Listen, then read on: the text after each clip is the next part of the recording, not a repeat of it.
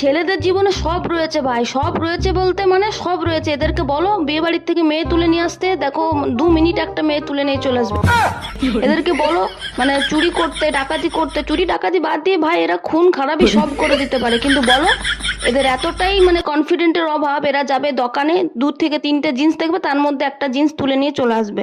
মানে কি বলবো, এদের মানে লজ্জার শেষ নেই। আর এদের কনফিডেন্টের এত অভাব যে লোকে কি ভাববে, দোকানদার কি ভাববে বেশি বেশি জামা কাপড় দেখলে, বা যদি না কিনি, মানে এরা এটা ভাবতে ভাবতেই শেষ।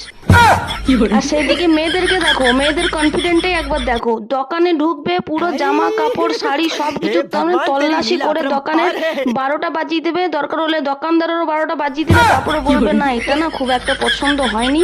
আবার বলবে মানে মনে করো দূরে একটা গরু চড়ছে, ওখানে বলবে গরুর খুরের যে কালার সেই কালারের উপরে একটা আমাকে পাড় দেখাও, শাড়ি এরকম ডিজাইন দেখাও, এই ডিজাইনের উপরে ওই কালার দেখাও, এই সেই করে একদম তোলপাল করে দেবে।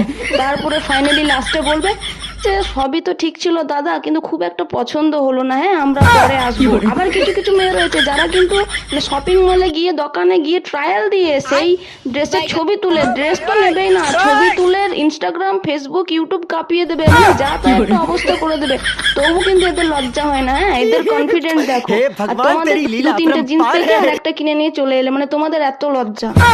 আর সবাই বলে না ইংরেজরা 200 বছর রাজত্ব করেছিল, আর কেনই রাজত্ব করবে না ভাই, ছেলেরা বলতে পারছে না যে ছেড়ে দাও আমাদের দেশ, ছেড়ে দাও, যাও এখান থেকে তল্পি তল্পা গুটিয়ে নিয়ে চলে যাও। ওরা এখানেও ভাবছে না রানী ভিক্টোরিয়া কি ভাববে, আমাদের এখান থেকে তাড়িয়ে দিয়েছি, ওরা তো আমাদের মেহমান, মানে এইসব ব্যাপারের জন্য এরা কিন্তু ইংরেজদেরকে কিছুই বলতে পারছে না। এত লজ্জার এত কনফিডেন্টের অভাব, ছেলেরা এইটুকু বলার কনফিডেন্ট পাচ্ছে না ভাই, আর এরা ইংরেজদেরকে তাড়িয়ে দেবে।